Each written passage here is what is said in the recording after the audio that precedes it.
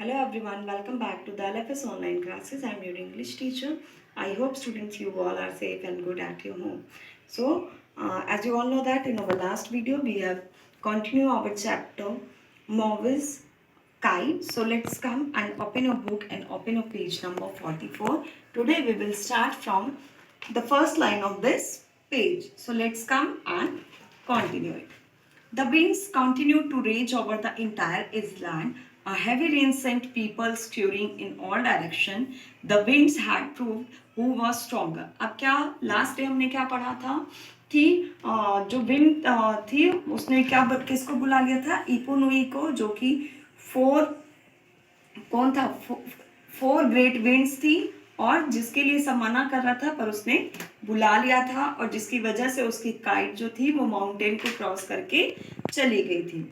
अब क्या हो गया, विंड जो है वो कंटिन्यूसली चल रही है और वो आइलैंड को क्रॉस कर रही है. A heavy rain sent people scurrying in all direction, और उस की वजह से एक हैवी रेन आ जाती है, हैवी रेन होने लगती है और जो लोग हैं वो इधर उधर भागना शुरू कर देते हैं. The wind had proved who was stronger, और हवाओं ने ये बात प्रूव कर दी थी कि कौन जो है वो स्ट्रॉन्गर है. At last the keeper of the wind pounced of Ipunui and took it back to the cave. और उसके बाद क्या हुआ, जो कीपर ऑफ द विंड थी उसने इपुनुई को उस गॉड में कवर किया और अपने साथ कहाँ लेके चली गई, केव के अंदर. She worked all through the night, और वो पूरी रात उसी चीज पे काम करती रही और gently causing the wind back into the God. और वो इस तरीके से करने लगी कि मतलब वो ये सोचने लगी कि किस तरीके से मैं किसी से बात करके एक अच्छी तरीके से, एक जेंटली वे से उसे कन्विंस कर सकूं, मना सकूं. So finally the storm ended, और लास्ट में क्या होता है कि स्टॉर्म जो होता है, तूफान जो होता है, वो खत्म हो जाता है. पीपल स्टार्टेड कॉलिंग मोई he who brought the great storm. अब जब तूफान खत्म होता है तब लोग किसे ढूंढना शुरू कर देते हैं, मौवी को ढूंढना शुरू कर देते हैं, जिसकी वजह से इतना खतरनाक तूफान आया होता है. उसके फ्रेंड्स भी दूसरी तरफ दिखने लगते हैं, मूवी के साथ कोई भी नहीं आता है. Finding himself alone with nothing to do, और वो खुद को कैसा फाइंड आउट करने लगा, अलोन, क्योंकि अब उसका साथ देने वाला कोई भी नहीं था और उसने बेचारे ने कुछ मतलब विद नथिंग टू डू, और उसने कुछ भी नहीं किया. मॉवी बिल्ट अनदर काइट, अब क्या करता है वो दूसरी काइट बनाता है. It was smaller than the first, जो कि पहली वाली से छोटी थी. He flew it near his home, जो कि कहाँ पे उड़ती थी, सिर्फ उसके घर के आसपास. When there was no one else about, जबकि वहाँ पे और कोई किसी के बारे में नहीं होता था.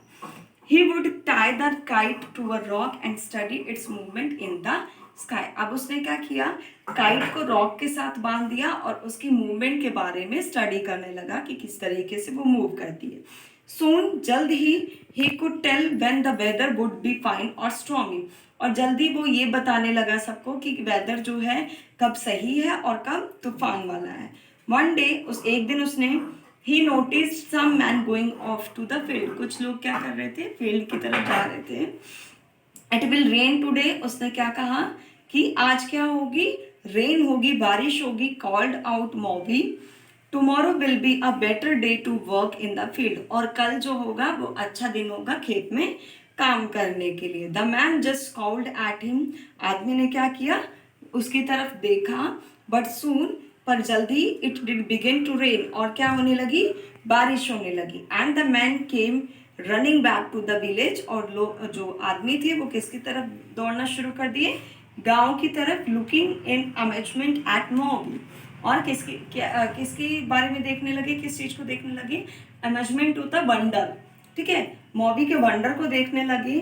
अनदर डे, दूसरे दिन, Maui warned a group of women that their clothes would be blown away from the drying place. अगले दिन उसने औरतों के समूह थे, ग्रुप ऑफ वुमेन्स मीन्स कई सारी औरतें थी, उनको वार्न किया, वार्निंग दी कि तुम्हारे आपके जो कपड़े हैं जो सूख रहे हैं वो उड़ के दूर चले जाएंगे. Because his kite told him that, क्योंकि उसकी काइट ने उसे बताया था, क्या कहा, there would be a storm that day, क्या होगा, आज तूफान आएगा.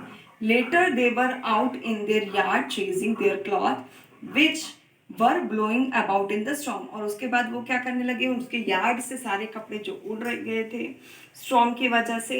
इन time the village people began to depend on Maui, और ये एक ऐसा समय था कि उस गांव के लोग मॉबी पे डिपेंड हो गए थे और इस उसकी काइट पे डिपेंड हो गए थे। He thought them how to tell from the dancing movement of kite which days would be good for planting और फिशिंग और drying clothes.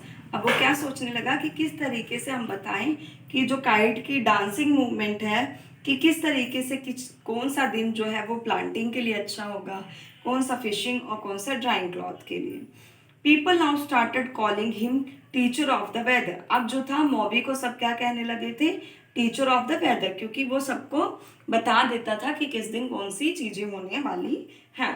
Eight Moby had learned his lesson, और इससे मॉबी ने एक लेसन सीखा। Never again did he call for the winds, और उसने कभी भी दोबारा विंड्स को बुलाया नहीं, ना कि ईपू ईकी को और ना ही ईपू नुई को। सो स्टूडेंट्स, इस तरीके से काइट का इन्वेंशन हुआ and this is your story Maui's kite. ठीक है, मॉविस को किस नाम से जाना जाता था, teacher of the weather. Please underline this line because it is very important for your self-study based question. And it's time to your homework. So your homework is learn word meaning of page number 42. Look at this. And I will send the PDF of this chapter as soon as possible. Thank you so much for watching me. Have a great day.